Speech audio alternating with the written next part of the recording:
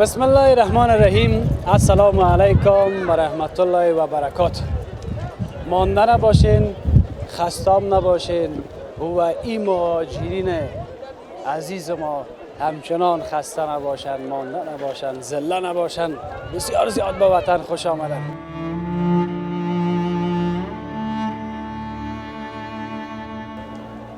بسیار دل ما غصه میکنه. خب به هر حالتش شما هم خوش آمدید میگم به گزارش ویژه امروز ما. بعد از اینکه ما یک سفر داشتم به ولایت هرات، به بندر اسلام قلعه یا نقطه صفری مرز افغانستان ایران، دوباره بعد از چند گزارش رفتیم به کابل، یک وقفه گرفتیم یا یک کمک استراحت کردیم. دل ما را آرام نگرفت. دل ما را آرام نگرفت. باور بکنین که خیلی ما و شما ناراحت شدیم. تصمیم گرفتیم که باز هم سفر داشته باشیم به ولایت هرات باستان، به مرز ایران افغانستان، بندر اسلام قلعه. ما این میاره به داخل کمپ هستم. تمام موضوعات و گپایی را در گزارش‌های قبلی داشتیم که شما شاهد بودیم. گپایی را که برای ما رسید و ما شنیدیم بسیار زیاد خوش شدیم. اون گپایی است که مردم ما با دیدن گزارش‌های ما واقعاً که حس وطن دوستی و مردم دوستیشان زیاد شد. رضاکارا آمدن کمک کردن، نهادهای مختلف در اینجا آمد کمک کردن. مردم ما در صفحات اجتماعی حداقل ویدیوها را شریک ساختن، قسمت‌های کوتاه از گزارش‌های ما را شریک ساختن. ما قلباً سپاس میکنیم. از هر مملکت ما را میگن برین در وطنتان، ولی ما و شما باید وطن ما را بسازیم. به هر حال در این سفر ما در پهلوی از این که وضعیت مهاجرین ما را در اینجا برای شما با تصویر میکشیم، قرار است که بنیاد خیریه بیاد یک سلسله کمک‌های را داشته باشم و قرار معلوماتی که دارم ای که خود حاجی صاحب احسان الله بیات، رئیس عمومی بنیاد خیریه بیات و شرکت مخابراتی افغان بیسیم همچنان در اینجا خاط آمدن و امو یک سلسله کمک‌هایی را که قرار است داشته باشن، اول خود اونا با مردم میبینن و بعدش هم رسانه‌های دیگه هم شاید باشه، ولی ما هم گزارش خدا تهیه میکنیم. این ما، این شما و این هم وضعیت مهاجرین ما، آخرین جزئیات یا جزئیات تازه در پهلویش کمک‌های بنیاد خیریه بیات.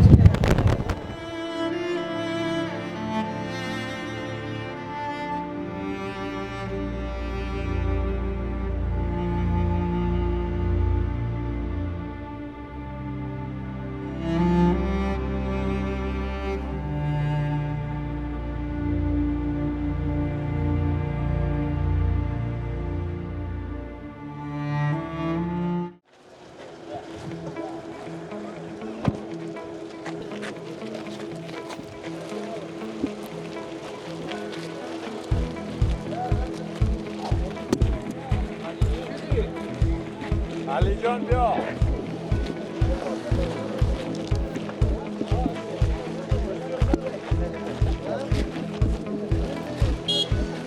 سلام علیکم. سلام.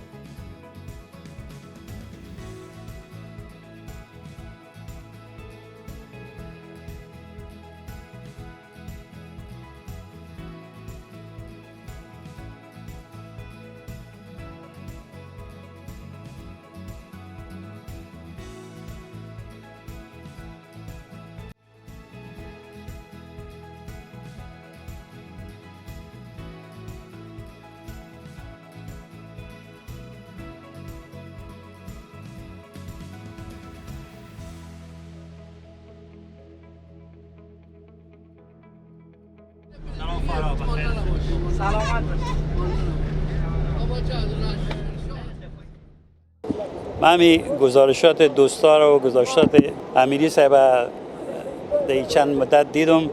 راستی خیلی خودم فامیل همین ما خیلی آزرده شدیم. بازگشت از این عزیزان ما از کشور همسایه به این وضع رقتبار این قابل قبول نیست.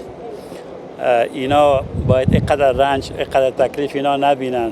به مو جهت خودم به نمایندگی از فامیلم، به نمایندگی از بنیاد بیات و به همکاری شرکت افغان ویسیم کوشش کردیم که امی مهاجرت دوباره از این هموطنای ما را آسانتر بسازیم و به او خاطر یک سلسله ترتیبات گرفتیم که شامل ترانسپورتیشن، مواد غذایی و آب و بعض مواد دیگه که عزیزان ما ضرورت دارن به خاطر تغذیه. این ما ترتیبات گرفتیم و در این ما انکشاف هم میتیم، یعنی نظر به انکشافی که بعد از دیدار امروز ما به وجود میه، ما کمک های دیگه هم مد نظر داریم که انشاءالله خدمت عزیزان ما تقدیم میکنیم. مشکل اساسی که دوستان ما عزیزان ما دارن این است که ترانسپورت یک مشکل اساسی از اینا است که باید در جاهایی که از جاهایی که آمدن به جاهای خود برسند. ما در مرحله اول یک تعداد از بس های را گرفتیم که روزانه یک تعداد زیادی از هموطنان ما تا شهر هرات برسانند. در مرحله بعدی باز ما با همکاری عزیزان ما که اینجا مسئول هستند ما ترتیب ترانسپورت از اینا را تا شهرهای دیگه هم بگیریم. فکر کنم تا شاید کابل یا قندهار یا اینجا یک شهر اساسی نمیتونیم به همه ولایات بریم، خب یک شهر دیگر هم ما مد نظر بگیریم. این در پروگرام ما هست. به او خاطر خواهش ما از دیگه هموطنان ما، کسانی که توانمندی دارن، کسانی که این مشکلات میبینن، من از اونا خواهش میکنم که هموطنان خود مد نظر بگیرن. کمک هایی که میتونن، هر کمک کم زیاد هر رقمی که هست که به هموطنان خود در اینجا برسه. این میال وقتش است، این میال یک فریضه است که برای عزیزان ما اینا کمک بکنن. به او خاطر من از همه هموطنان ما در هر جای دنیا که هستن خواهش میکنم، برایشان التماس میکنم که به این عزیزان ما کمک خب مسئله شهرسازی، مسئله سرپناه یک مشکل اساسی تمام افغانستان است و با او باید که پروگرام‌های بزرگتر درست شود. تا جایی که ما توان داریم، ما با این مرحله اول که شروع کردیم، تا جایی که توان داریم ما حاضر هستیم به هر خدمتی که از ما خواسته شده باشد در خدمت از این هموطنان ما حاضر هستیم که با او همکار باشیم. این که چقدر ما میتونیم و چقدر توانمندی داریم این باز در واقعیت بعداً معلوم میشه، اما این وعده رو ما به شما میکنیم تا جایی که ما امکان داریم، تا جایی که فامیل بیات و شرکت‌های مربوط به فامیل بیات امکانات دارن، ما کمک‌های خودم میکنیم. سرپناه باشه، ترانسپورت باشه، مواد غذایی باشه، البسه باشه، ما در این قسمت‌ها همکار هستیم. این نظرم. تشکر از اینکه بیننده گزارش ما هستین. اما قسمی که در تصویر میبینین آقای صاحب احسان الله بیات، رئیس عمومی بنیاد خیریه بیات و همچنان رئیس عمومی شرکت مخابراتی افغان ویسیم هم به هرات سفر کردن و اینمی لازم در بندر اسلام قلعه مرز ایران و افغانستان و در همینجا تشریف آوردن. من یک دو سه تا سوال دارم از پیششان میپرسم. منتها یک چیزی که بسیار زیاد مهم است و این است که بیایم همه چیز در حد شعار باقی نمانه. بهتر است که خود ما در عمل ثابت بسازیم. باید سب تشکر از اینکه وقت دادین برای ما. بسیار زیاد خوش آمدین. هدف از سفر شما به هرات و آمدن شما به اسلام قلعه چی است؟ در مرحله اول من باید از شما تشکر بکنم که تانستین تا اندازه زیادی همین مشکلات عزیزای ما که در اینجا هستن برای صفحه تلویزیون و اینترنت و سوشال میدیا بیاریم که مردم در دنیا متوجه شود که خودم و فامیلم هم یکی از او کسایی هستیم که از طریق میدیا ما متوجه از این مشکل به این عظمت شدیم. چیزی که به میدیا نشان داده میشه، چیزی که در تلویزیون نشان داده میشه بسیار کوچک نظر به چیزی که آدم اینجا میبینه. راستی من خیلی تحت تاثیر قرار گرفتم، هموطنان ما رو به این حالت میبینم، خیلی آزرده شدم و مشکلات از اینا را که میبینم، مشکلات از اینا یک روزه دو روزه نیست، مشکلات از اینا خیلی بزرگتر از امروز و فردا شاید باشه. با اون خاطر بنیاد بیاد پروگرام هایی را مد نظر گرفت که امروز شما شاهد از اون هست. بسیار زیاد تشکر. از آمریکا افغانای ما را میکشن، از پاکستان میکشن، از ایران عملا ما شما با چشم خود میبینیم. شما من حیث یک تاجر وطن برای سایر تاجرای ما چی گفتنی داریم؟ حالا وطن ما شما باید بسازیم. گفتنی شما چی است؟ من یکی از اهداف من این است که کسانی که در تجارت هستند، کسانی که تجارت‌های در سر تا سر دنیا دارن یا در داخل افغانستان دارن، عزیزانی که توانش دارن و میخوایم از اینا خواهش مهمی است که همین مشکلات از این عزیزان ما را مد نظر گرفته، چه از روی تلویزیون چه از سوشال میدیا، این واقعیت است. یک چیز پنهان نیست، یک واقعیت است، یک چیز ساختگی هم نیست. اینا کمک ضرورت دارن. خواهش من است که تا جایی که امکان داره عزیزان ما کمک‌های خود به اینا برسانن، ترانسپورت باشه، مواد غذایی باشه، سرپناه باشه.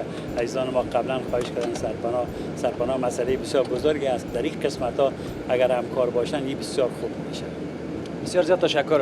میشه در حدود 1 دقیقه یا 2 دقیقه یک معلومات کلی از این کمک‌ها بدین که واضح شود؟ خب حالا ما در یکی از بحث‌ها قرار داریم ما خودت که چند موتری است به خاطر انتقال مهاجرین ما از اینجا به جای مختلف که باز به اون طرف خانه و کاشانهشان برسن.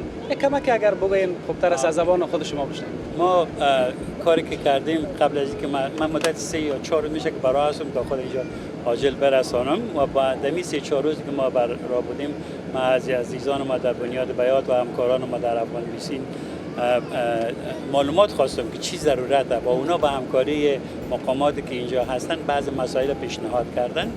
قبلا شرکت افغان بیسین مسئله سیم کارت‌های رایگان و مسئله کردیت ها و اینا را من در گزارشم داشتم این موضوع. شما بدیدم بله اینا را شروع کرده بودن.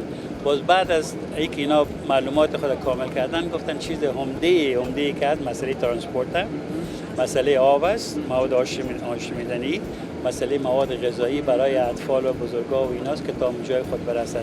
ما همین چند چیز مد نظر گرفته در مرحله اول همین پروسه رو شروع کردیم. ماشینایی را کرا گرفتیم که روزانه یک تعداد زیادی از هموطنان ما تا حداقل شهر هرات برسانن و در مرحله بعدی ما باز دوباره این را غور میکنیم که اگر بتونیم اینا جاهای دورتر هم ببریم. باز بر از این ایده هم باز هستیم که این ایده رو ما مطرح بکنیم.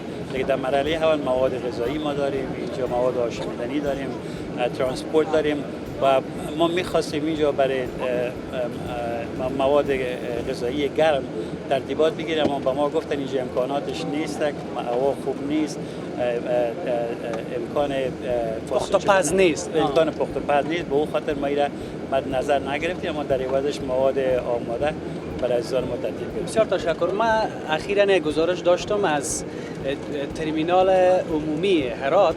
در اونجا بعضی وطندارای ما شکایت زیادتر از همین بلند رفتن کرا داشتن که اون موضوع هم نبود. خوشبختانه که این قسمت اما هر کس سهم خود را باید صاحب ادا بکنه. به نظر من این زیاد مهم است. حالا اگر چیزی از ما باقی مانده که از شما سوال نکردیم، شما میشه خودتان بگین. خب راست بگیم خیلی زیاد تاثیر آمدیم همین لحظه با دیدن وضعیت عزیزان ما در اینجا و چیزی که در توان ما بود ما بر شما گفتم.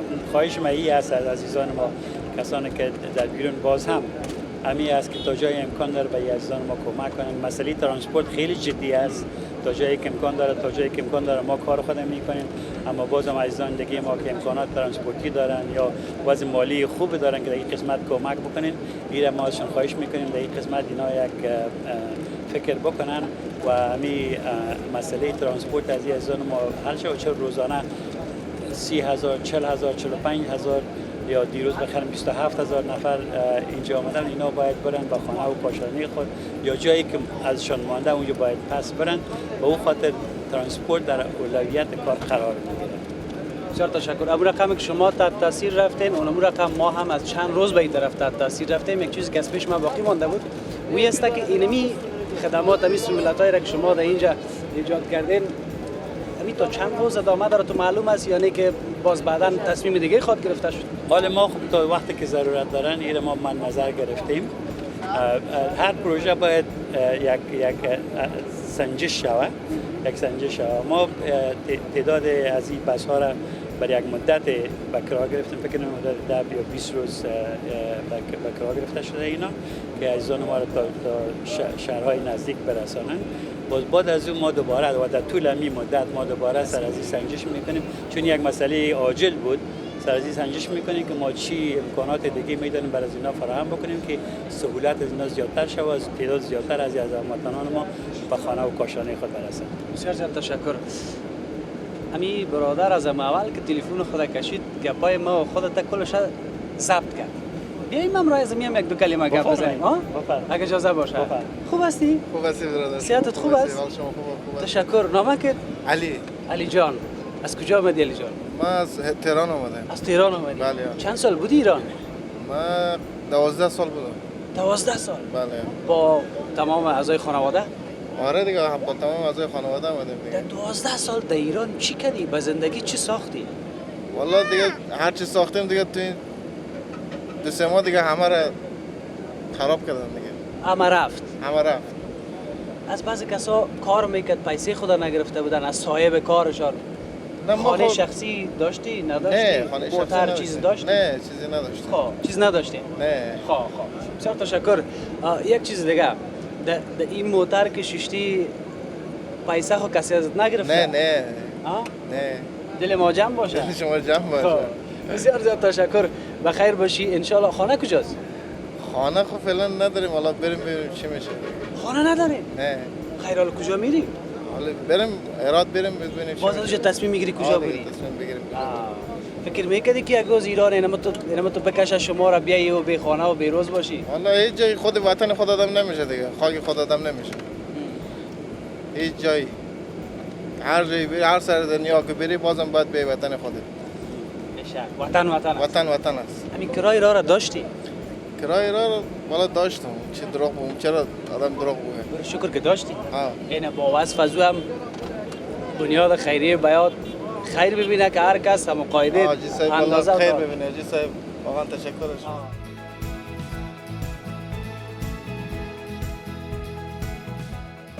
بخیر باشی. جی صاحب بخیر باشی. دست شما درد نکنه. این همیشه است دیگه که این همیشه است که باز اونم یک گپ داره، نه که او از اون سر دنیا بی یا از اونجا بی یا از اونجا بی، حالا از هر جایی که ما را میکشن خب بیایم دیگه از اونجا یا از اونجا، مقصد بیایم دست به دست هم بدیم باید سه وطن خدا که تا جور شود. من برادر گفتن وطن خدا. وطن خدا ده. وقتی یکی دیگه ما را دوست داشته باشیم دیگه اینی کلان گپ است. بسیار زیاد تشکر. دست شما بخیر باشید. چیز باقی نمانده؟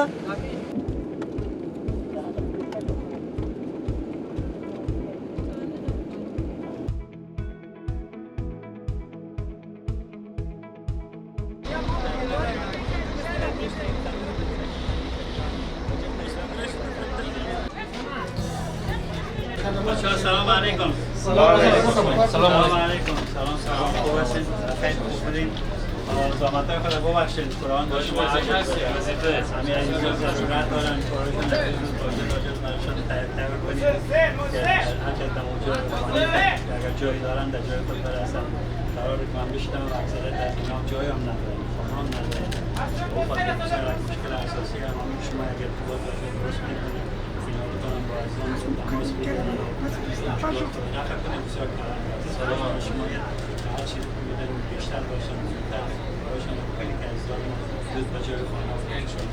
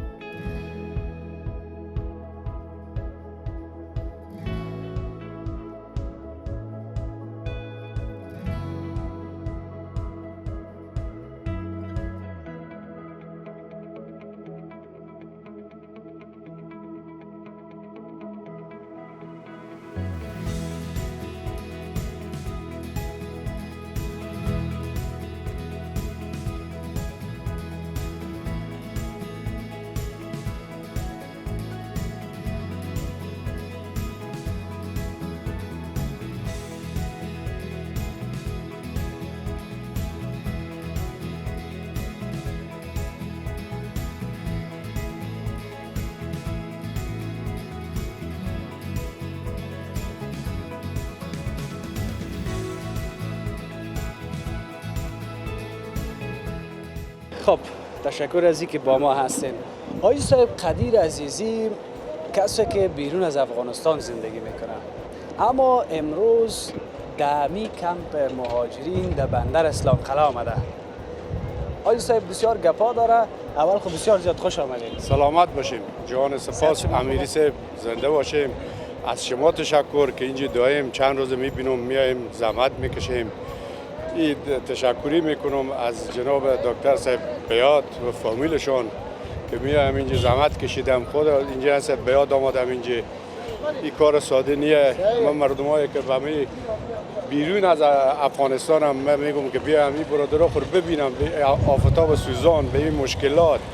اونا خود بیرون به خارج زندگی میکنم، فکر میکنم که گپ نیه. بیایم از اونجا کمک کنم، از اونجا مردم بیایم چی کنم. مشکلات زیاده اینجا.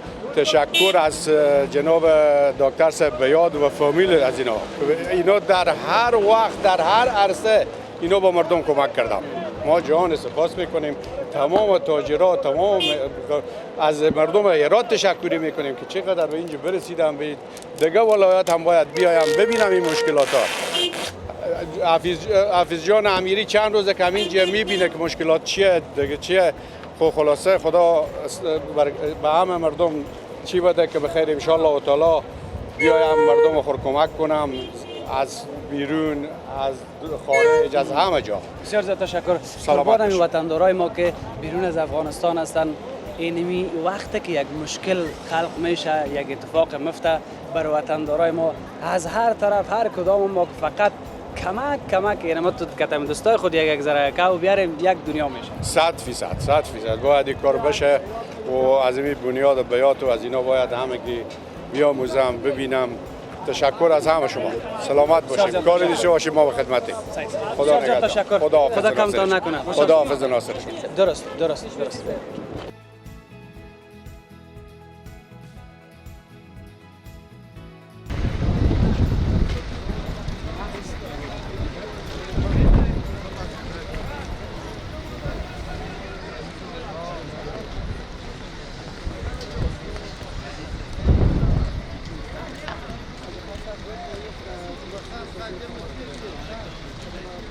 رسیدم در نکابن دائما شروع کردی ترانسپورت ما شروع کردی در خوراکی مواد هم سیم کارت دوی مارک شروع کردی بود وی گوره چه نور پکادی دوی سر دقیقه وکو با مشوره اودام با مشوره کردی با مشوره نور چی پکادی به انشالله خدمت یو غوښتنه مو کوي چې هغه باندې بیا بحث وکړو چې موږ دا ترانسپورت ته هرات څخه کابل ته وځي.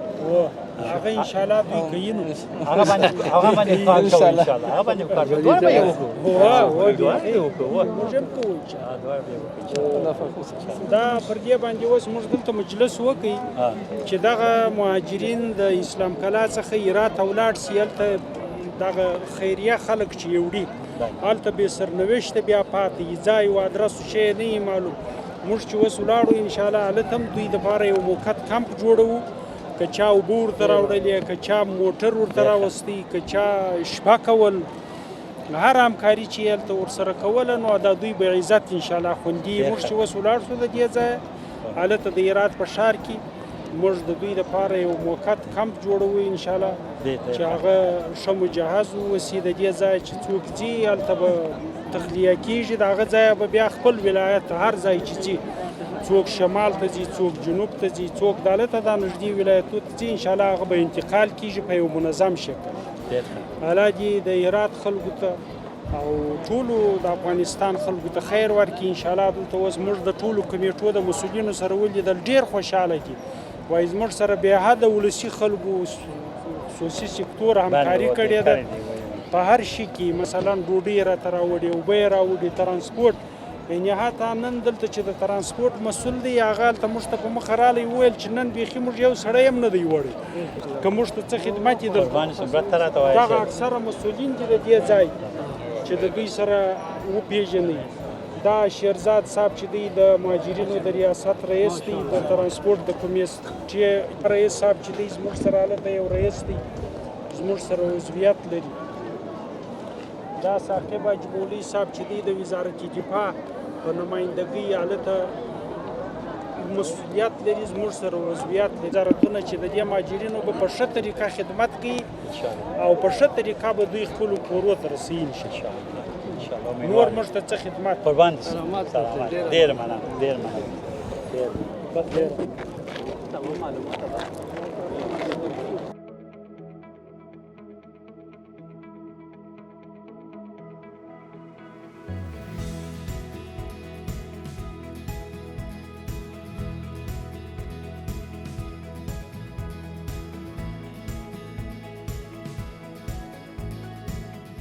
سعادت خوب است؟ جانک جور است؟ بخیر هستی؟ اینی طرف استاد شد.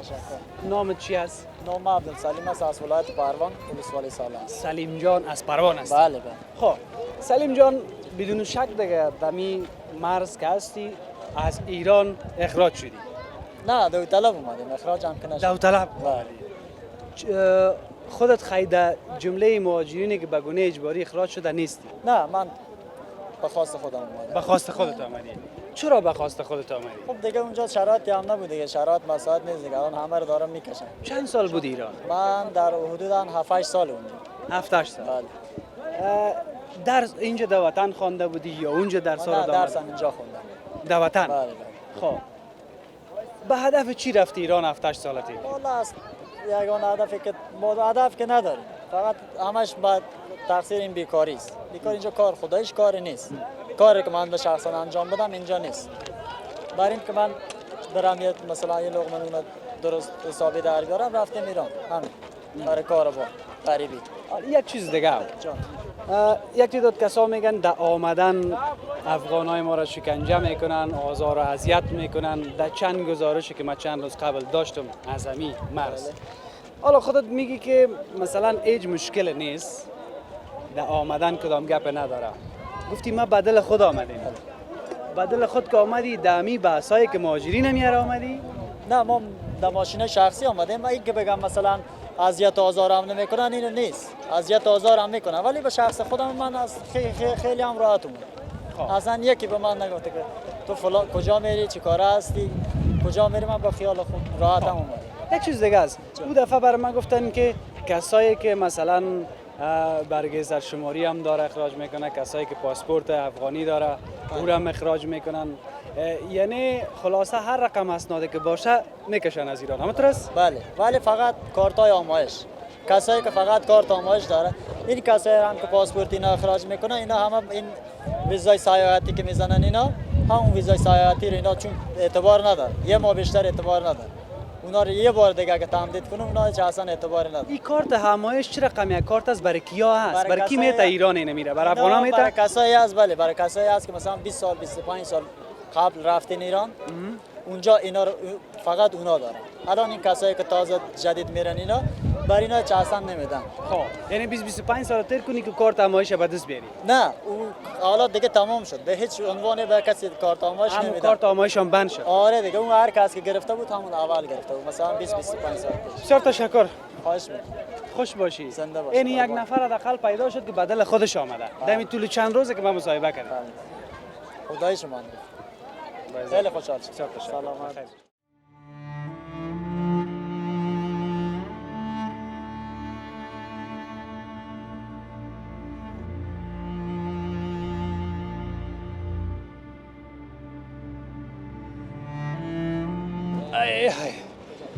بسیار زیاد ماندام شدم. چطور هستی علی جان؟ خوب هستی؟ تشکر. علی جان یک بچه بسیار با جرأت، بچه بسیار با غیرت است. یک دقیقه ما شخصی قصه کردیم. ای که کتکی از دایی کم برای ما میگه علی جان کتکی آمدی نکم؟ ما از ایران آمدیم به تهران به دنیا آمدم. خب در تهران به دنیا آمدی؟ یعنی خودت متولد ایران هستی؟ بله. خب چند سال هستی؟ من 9 ساله. 9 ساله؟ بله. 9 سال پیش به دنیا آمدی و هم در ایران، در تهران؟ بله. خب صحیح. حالا خب اینال گپای ما دیگه طرف میره. در دیگه کشورها وقتی که یک انسان به دنیا میه باز دیگه در اونمو قسمت است که یک سلسله امتیازات بر از او قائل می باشن. این خیلی با ارزش می باشه که در اینمی سرزمین به دنیا آمده. خلاصه حال اگر ما هر قدر بگویم کم است. آله علی جان 9 ساله است، متولد ایران است، ولی با آن هم از امو امتیازاتی که در ایران برخوردار می بود محروم شده. اما تو یک چیز است علی؟ بله. خب علی خوش هستی که در وطنت هستی؟ بله خیلی. خیلی؟ خیلی. صنف چند مکتب بودی در وجود ایران مکتب میرفتی؟ من صنف 3 بودم، 3 تمام کردم بیامدم به اینجا، بقیه مدرسه خو اینجا بخونم. خب از اونجا دیگه ورق اسناد هر چیزی که بود و نبود دیگه اونجا ماند. دیگه اما خب همه نگفتن که علی تو به دنیا اومدی باش در اینجا؟ با گفتن نه دیگه، باز کشور ما افغانستان میگرم برم به وطن خود. نه نگفتن، اگه میگفتن خود تو را نمیگفتن که برو. دیگه. خب علی جان یک چیز دیگه، اگر میگفتن باش در ایران تنها باش نرو افغانستان باز می بودی؟ به خاطر میگفتن که تو متولد ایران هستی؟ نه خب میگفتم وطن افغانستان دیگه، اون مهمتره. آفرین بر تو چکه برو، اگه متولد اونجا هم هستی، اگه میگفتن اتام که باش به شکت است که نگفتی که من هستم. آفرین نام خدا. علی که تو کی هستی دکم؟ من به مدرسه به مدرسه خوب کارنامه خودم خیلی خوب می آوردم. بعضی دوستا خیلی زیادی هم داشتم، مثلا خیلی دوست داشتم، بعضی دوست داشتم که به اونجا بمونم، اما چون وطن افغانستان بود می آوردم به اینجا دیگه. خیر ببینی اینجا خوارک بیادرک مادر پدر همگی همراهت هست؟ خاصه است. بیشتر امیر پرسان کردم نکردم. ما یک رقم یک پیر و زهیر شدیم. سنم بلند رفته. باز من تو بزرگ میشیم پیر میشیم. آفرین آخرش نمو است. بسیار تشکر. در این کمپ راستی کل چیز است، نان است، هوا است یا نه؟ هست دیگه. به ایران هم بعضی چیزا هست اما به اندازه افغانستان نیست. خب بشک آفرین. سعی کن کم ما را زیاد حساب کرده علی. آفرین قهرمان هستی. علی حالا اینجا کجا میخوای بری؟ کدام ولایت خانه کجاست؟ حالا خانه‌مون به هرات، حالا که ما خود اتوبوسا بریم به هرات. خب همین اتوبوسا یا بس‌ها پیسه میگیرن یا مفت میبرن؟ خبر داری؟ فکر کنم پول میگیرن. خب مقصد اونو بنیاد خیریه بیات از این بس‌ها را زیاد آورده. خب فکرت باشه که دیگر نهادهای خیریه هم اینجا از خانهشان آباد در پالیش بنیاد خیریه بیات صاحب امی بحثای کلان آورده در او بیشی باز پیسه میسه نتی و مفت میبرد تا ایراد. خب باشه صحیح است؟ اوکی. کار خدمت هست به من؟ نه دیگه. بسیار زیاد تشکر. بخیر باش. بسیار زیاد تشکر.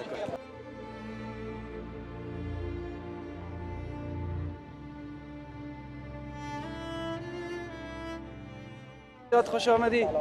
صحتت خوب است؟ برار چطوری؟ باشی ایراتی بگوی مشتنی تیاری خوبی؟ بهتری لالا خوبی؟ قربانت. صحت خوب است؟ بخیر هستی؟ سلام. خوب هستی؟ های نام خدا سلام به شما.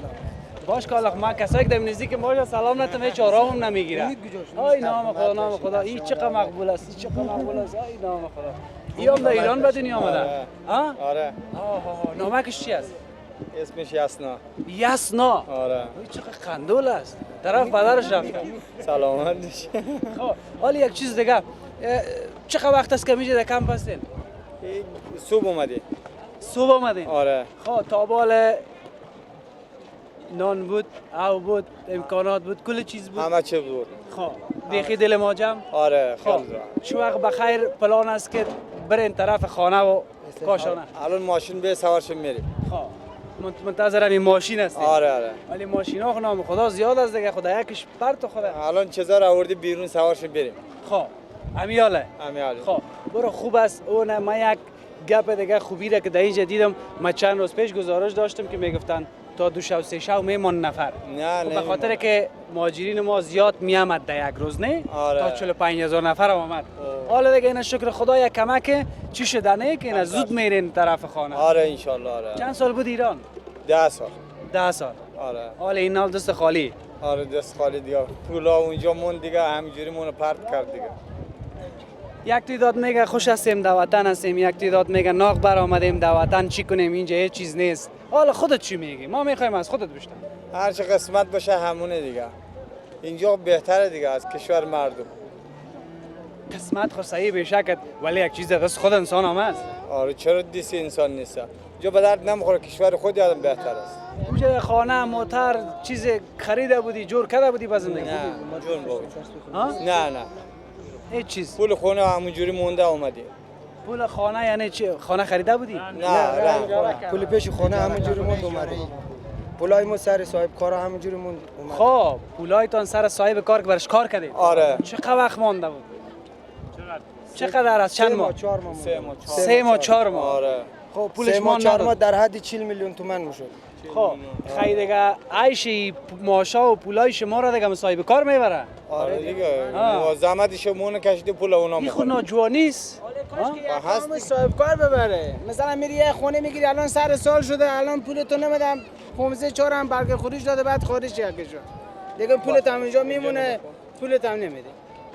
میگه الان من خودم خونه داشتم 6 ماه زدم به نام یه صاحب کار ایرانی تا 6 ماه دیگه باز خونه بره پولمو بده خونه نره اون خونه ان که ما میشیشیم ما افغانی ها میشیشیم دیگه ایرانی داخلش زندگی هم نکن.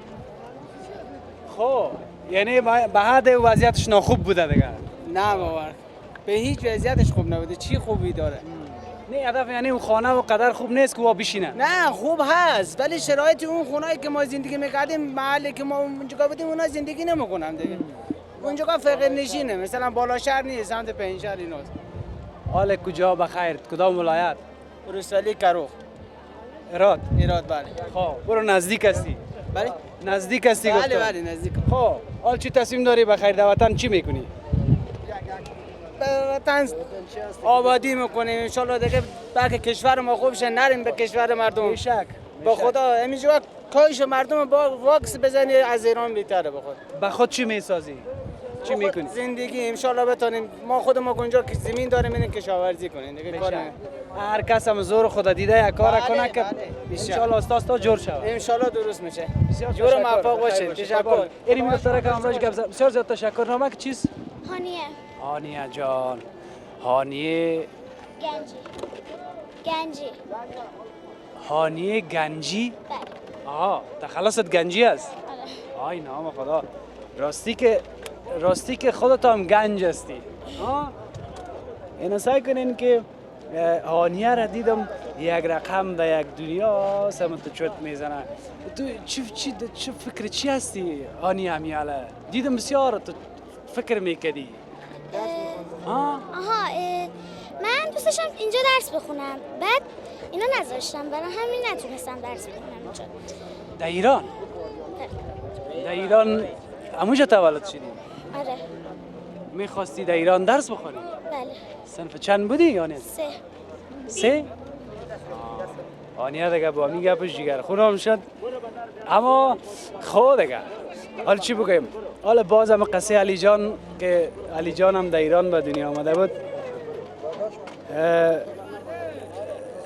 ای کاش یک چیز برای خانواده هایی که مثلا در اوجا اولاد به دنیا آوردن یک چیز امتیاز قائل می شدن یک چیز حداقل تا یک زمانی که باز به وطن خود می آمدن با سر خب آنیا تو را نماندن که درس بخوانی آره دیگه حالا خود در وطن خود بخوان چطور؟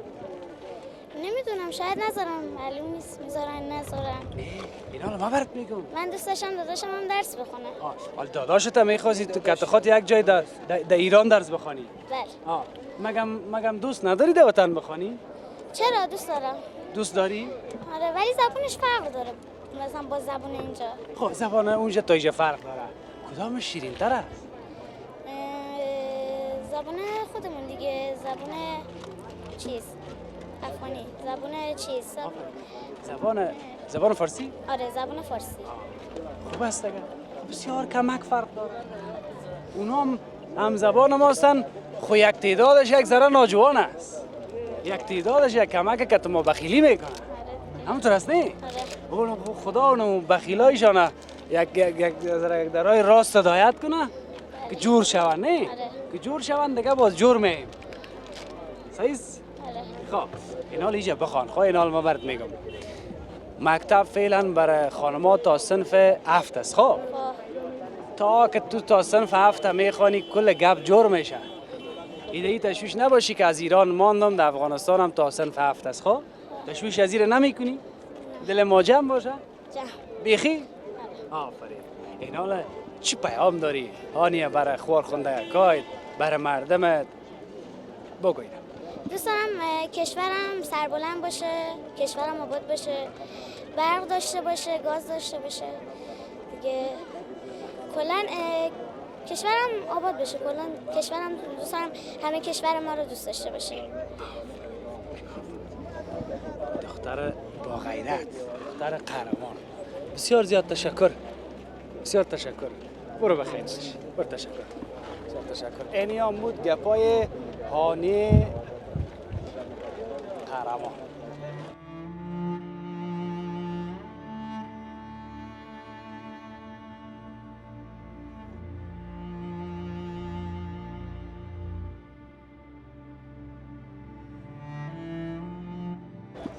اینمی لالا گفت ما تازه رسیدیم. همین دقیقه رسیدیم. تازه آمدیم. اینمی دقیقه. از ایران آمدیم. از همین خود تهران که میاره تا اینجا چند ساعت راه است؟ تقریبا 24 ساعت راه است از اینجا. 24 ساعت از تهران که میگه. از تهران که میاره تا اینجا 24 ساعت است. زیادتر هم است. زیادتر هم است. از اونجا تا اینجا 12 ساعت راه است. نه از تهران که میاد تا اینجا 24 ساعت راه است. 24 ساعت. خب یک چیز دیگه را به ما بگو. روزهای گذشته یک سلسله شکایت‌ها بود که مثلا آزار اذیت میکنن. حال چگونه است؟ میشه بگویی؟ حال یک ذره خوب شده. چی دادن که باید افغانی‌ها برای بیرون شوند گفته از کشور ما. این خبر دارم که اخراج میکنن. اخراج ولی این میکنن. آزار اذیتی که درا میشد، مثلا گفت پول میگرفتن و باز درا به بهانه‌های مختلف یک چهار پک دمو جیبای مهاجرین ما بود امور هم میگرفتن. حالا همین گپ هست هنوزم یا که برطرف شد؟ نسبتا خوب شده. نسبتا دیروز آیت رفته بودن. من از اسپان آمدم. دیروز آیت رفته بودن نسبتا خوب شده. نان میتن یگان چیز و گپکایش خوب شده. یگان گپکایش خوب شده. او آدم دل ما را جمع بساز که اونجا باز کل اگه میبینه نان میتن. ایرانی‌ها نان میتن که درا میارن. آره. پیسه گرفتن یا مفت؟ نه پیسه گرفتن. 3 میلیون 100 تومان گرفتن. پیسه میگیره، چیزیش میگیره. همه چیزش میگیرن بیادر نمیمونن. مفت باز نیست. کرایه رو 2 برابر میگیره. چیزش 2 برابر بخور نخور. بخوری هم پول ازت میگیره ولی اون اجباریه. پول بخوری ازت میگیره نخوره. ما خانوادگی بودیم. ما اونجا خودم دعوا کردم. پول ندادم بیرون شدم ولی مجاهده بنده خدا سرشون ظلم میکنم میبرم پول میگیره. نمیدونم فکر کنم 350 میگیره. یه غذا هم میده که اصلا نه تبدیل نه سیر میشه. یه غذا که 350 تومان میگیره اون اصلا میخوری کم از میده. اصلا بشر اونو نمیخوره. 350,000 تومان بخوری نخوری 350,000 تومان ازت میگیره. اصلا نه انسانیت نه بشریت. ایران میگه که ما بشریت دوست داریم، بشریت میدونیم. هیچ جای بشریت بوی نمیبره. هیچ سر در نمیاره. از تهران یک نفر تا اینجا چند میگیره که میاره؟ از اینجا که مثلا ما از خود تهران دیروز حرکت کردیم تا اینجا رو 12 میلیون تومان داده. من خودم 12 میلیون تومان چقدر میشه به افغانی؟ با افغانی الان پول 7 تا 8 چند؟ اگه هفت باشه که 8000 افغانی میشه. 10,000 افغانی میشه. 10,000 افغانی مثلا الان هر کجای ولایتم ده 32 ولایتم بگردم خرجشم نمیشه. یک مثلا استان تهران حرکت میکنم تا اینجا میام. خب یعنی پیسه زیاد میگیره. پیسه زیاد باید بگیره به پول افغانی ما؟ پول افغانی ما باید مثلا تا از اینجا که مثلا ما بیایم مثلا چیز قانون خودشان باید ما 1,600,000 باید اینجا برسیم. افغانی چقدر میشه؟ با افغانی مثلا 1,200 روپیه. اما میگیره 10,000. 10,000 میگیره. این رو خود 10,000 افغانی با یک نفر. مثلا ولی کسی میگه که خیلی خوب شده غیر ممکنه. این همین لالا گفت خوب شده. همین لالا کجا خبر داره کجا حرکت کرده. من همین الان اومدم. من خودم همین 2 ساعت میشه اینجا اومدم. فقط تنها گپ داشته باشیم. من خودم الان 2 ساعت میشه جنجال نیست. من خودم برام اینجا اومدم اینجا تاشیدم خودم پولو دادم خودم شمار کردم. ما تنها چیزی که اومدیم دادم شهرداری که رسیدیم 1 میلیون گرفته فقط طفل 2 سالمون نگرفته. راست میگن همش طفل 2 سالمون نگرفته دیگه 5 سال گرفته 6 سال گرفته 7 سال گرفته. عمود 10,000 افغانی. عمود 1 میلیونه. 1 میلیون شهرداری که 10 دقیقه راه مثلا اونجا با نگه آدم پیاده برگرده بیاد اینجا میتونه بیاد، اما اتوبوس سوار منه 1 تومن هم میگیره به خاطر شهرداری. شهرداری چیکار کرده؟ اونجا اگه پیاده بیان تا مرز میتونی بیا، اما تو 1 تومن کلی مردم میگیره که پول شهرداری. لالا حافظ همین 2 دقیقه گپ بزن. لالا حافظ دیگه حالا دیگه گپ چیزی نیست. هر کس السلام علیکم و رحمت الله و برکاته. فی نفر 12000 تومان خرج میشه، 12 میلیون تومان ببخشید. چرا که بیادر اذیت هم زیاد میشه. برای فعلا خودم نگاه کنم، من خودم آمدم من خودم داوطلبانه آمدم نگاه کنم این پاره است، اینا را گرفتم. این چیه؟ میگم وقتی چیه است؟ خب چرا دولت شما دهی هزینه کردیم 4 میلیون دهی هزینه کردیم، خب چرا پاره میکنی؟ میگه شما اصلا فکر ندارید. من در این خاطر بسیار اذیت و آزار کرد. دیگه ما تقاضا دارم امارت اسلامی، خواهشمند هستم دیگه نباید بیادر گل این غریبا و مجنون بیچاره بسیاری داره. نمیگم ای 50% اگه داشته باشه 50% کسی نداره. باید محترای همه چیزی از اینا میسر شوه. امارت اسلامی خواهشمند هستم، من میگم دیگه باید کار میسر کنه. آقا ما اینجا آمدیم برای کار، نباید دیگه از اینجا ما برم در ایران که ما بگیم که والا ما کار میکنم، که اونجا هم بریم که باید بگه که تو افغانی اینجوری هستی، تو کار میکنی شیر ما رو میکشی ولی پول هم نمیدی. من مال 50 میلیون پیش صاحب کار مانده، کسی ما رو تحویل نمیگیره. اگر دم کلانتری رفتم ولش که بلند شو برو شما مزباد هستید. آقا مزباد هست کافر خو نیستیم. آقا کاش که بر از یک سیستم جور شود از بسیاری ها می رقم است که مثلا اگه امارات اسلامی بتونه یک راه پیدا شود که مثلا از کسایی که ادعا میکنن مثل خودت که مثلا پیسه یا خانه یا موتر اونجا مانده از راه قانونی پس همون به مو داده شود، خلاص اگه این کار شود در ملکش نمیریم. خدا را شکر. اگه این کار شود ما امارت اسلامی خیلی تشکر. یک جهان سوال نکردم، خواستم از شما بشنوم. قربان تشکر باشی. یک جهان خوش باشی. تشکر. عزت باشی.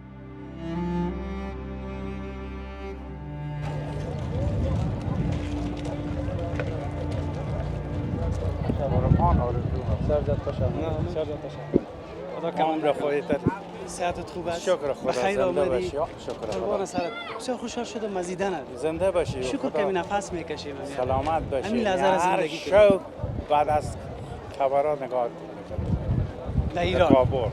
ها به ایران، به تهران. چند سال بود ایران؟ 3.5 سال. 3.5 سال. ما هم سوالم تکراری هم نشه، باز در 3.5 سال فقط هم 3 وقت روزگار میچلید دیگه. شکر خدا روزگار میچلید.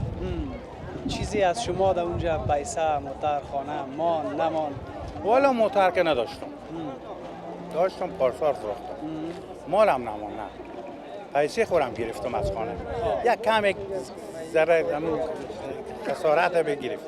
دیگه نه شکر خدا. خب اما تاریخی که در او پارچه‌ها داده بود که در این تاریخ برای یا فقط از این بند دست میگیره؟ نه با ما خانوادگی بودیم. ما پیامک آمد رفتیم دفتر کفالت برای ما بلگه داد تو 15 اخراج شویم و خود ما هم گفتیم آبرومندانه از اینکه دست ما رو بگیره یا ما رو تیله کرده بیرون کنه خود ما آمدیم. ما افغان‌ها خب بسیار با غیرت هستیم دیگه. باز یک آدم که ما را گفت بیخی که چیز نمان اما تو کتمیک دستمالک میریم دیگه. خودم تو خود یک دستمالک آمدیم. بیشک. از کدام ولایت هستید؟ از هرات هستم. از هرات هستید. خب اینجا چطور از وضعیت کم؟ والا خوبه، همه رسیدگی میکنه. خوب است. شکر. شکر که این وضعیت به شما خوب باشه. زنده باشید. این بینندای ما که گزارش امروز اینا میبینه بدون شک یک چیز فکرشان خوب شده نسبت به روزهای گذشته که ما گزارش داشتیم. زنده باشید. تشکر. کار خدمتی باشه. به خدا. زنده باشید. با عزت باشید. موفق باشید. یک آرزوی ما به جا شد. قربان محبت.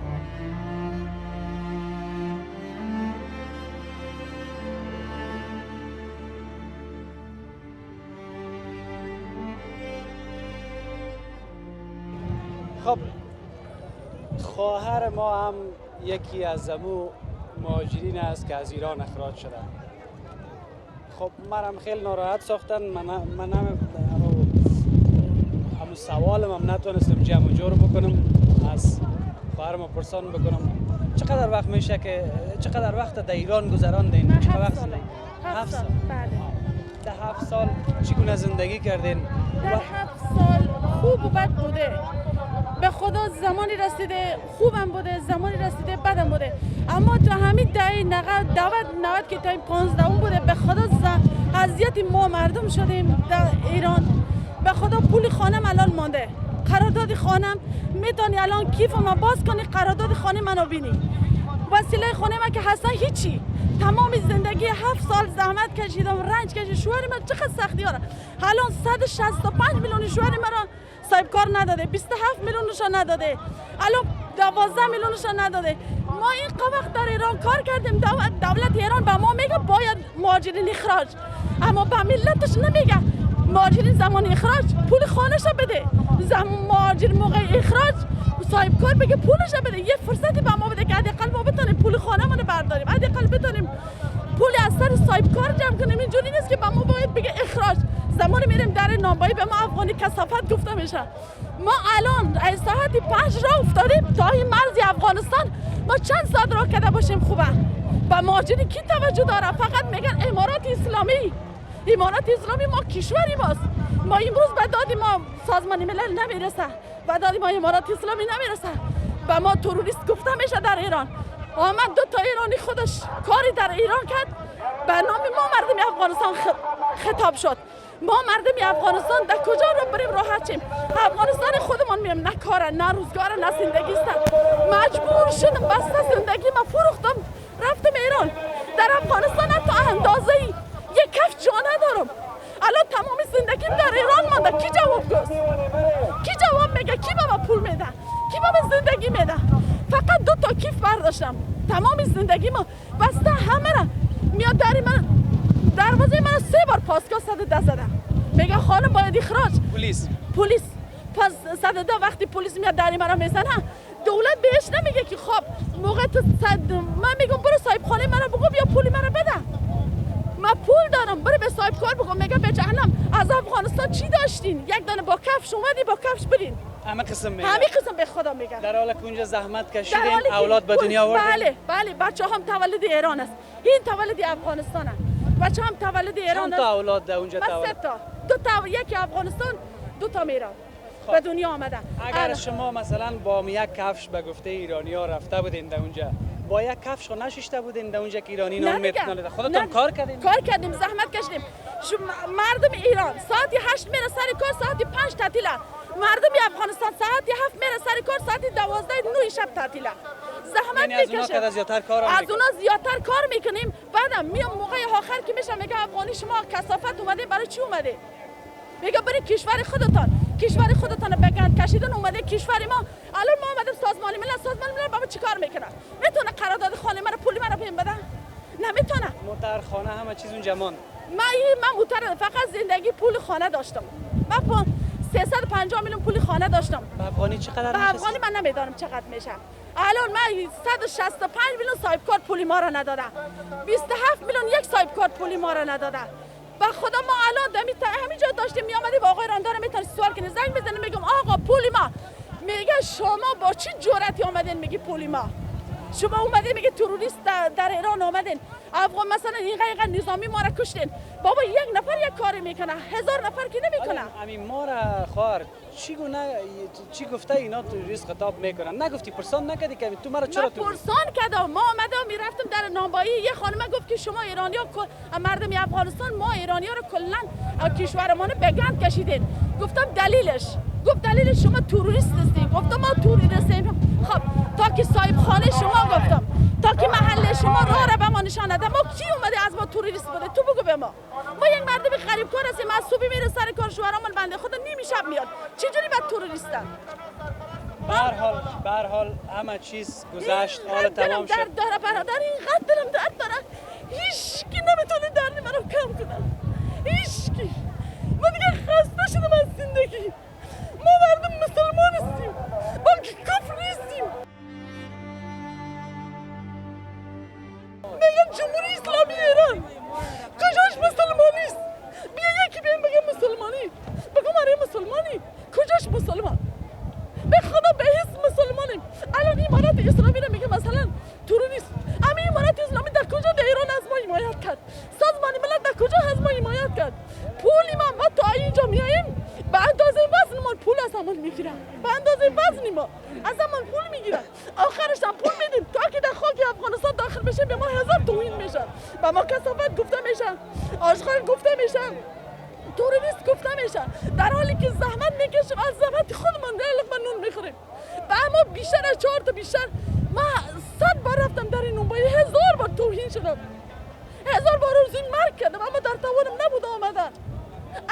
مجبور شدم آمدم. کی جواب کی پاسخ گوشتم؟ شما بگید من مسلمان هستم، مگه من مسلمان نیستم؟ مگه من اهل افغانستان نیستم؟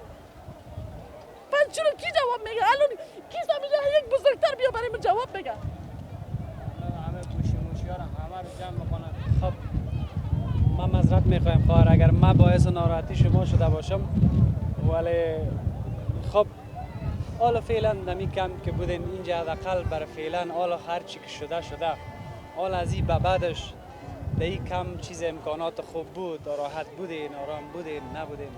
چه وقت رسیدین دیگه؟ من الان رسیدم، تا حالا وسیله من نبودم. الان رسیدم. خواهر بسیار زیاد خوش آمدین با وطنتان. من درک میکنم اما ما شرمنده که نه خواهش میکنم. من مثلا خود کم احساس میکنم، مثلا کار کردن در وضعیت نیستم کار کرده بتانم و عمیق میتونم که از طریق این کامرا تمام گپای شما را همه مسئولین امارات اسلامی شنیدن و دیدن و انشالله که یک کمک هم احساس، یک کمک تکان بخوره که به مثل خودش شاید خیلی کسای دیگه هم در اینجا هست. بله بله که برای اونا هم رسیدگی شوه. درسته. امروز نگاه که برادری من، یک جهان تشکر از شما، صدای ما را به همه ملت افغانستان به خصوصا یک سلام خاص به تمام ملت افغانستان، به تمام زن و مرد افغانستان، به مهاجرینی که در ایران اذیت میشن، آزار میشن، لط میشن، کوم میشن، هرچی میشه، یه سلام خاص به همه ملت افغانستان دارم. برادری من، هر جایی که هستیم بیاین کشورتان. 1000 روز مردن یک روز خوبه. در افغانستان کی از گشنگی مرده؟ کی مرده؟ زحمت کشیدیم برای ایرانی، خانه درست کردیم، ساختمان ساختیم، شهرک ساختیم، هر چی که بخواید ساختیم. آخر خودمان به خانه ماندیم، آخرم خودمان خانه نداریم.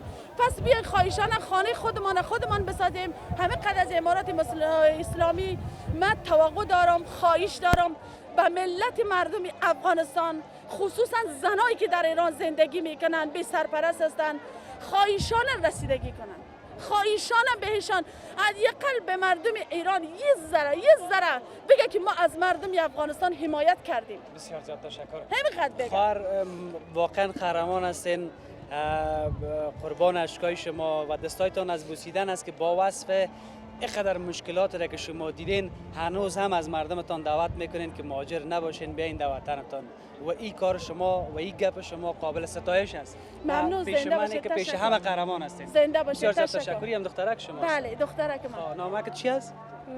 مدینه جان. مدینه خوش هستی در وطن هستی؟ بله. این مشکلاتی گپا دیگه بخیر حل میشه. اینجا دیگه بخیر از نو زندگی رو شروع کو در وطن خود. حالا دیگه کسی به تو نمیگه که مثلا افغانی این رقمی، افغانی اون رقمی یا اون رقم. دیگه حالا همی دلت که شد چکر هم برو تفریح هم کو، خلاص دیگه دلت جمع نمی وطن خود. صحیح است؟ خیلی خوشحال هستم که آمدم. آفرین. کدام پیام و گپی هم داری برای خوارخوندایت، برای مردمت؟ بگو مدینه جان. بله.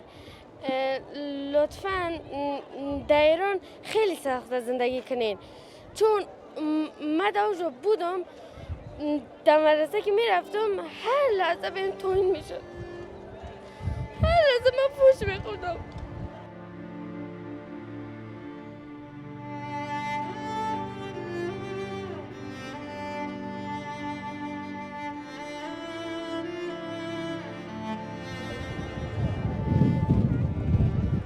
یه روز خوش در ایران نیست. هیچ کسی در ایران زندگی نکنه. هر کی در ایران که زندگی میکنه اون نادان است. خیلی سختی میکشونم. در هر باری که مدرسه میرفتم به فوش میدادن که تو کثافتی که تو چرا تو ایران اومدی، گم شی. بهم هر لحظه فوش میدادن.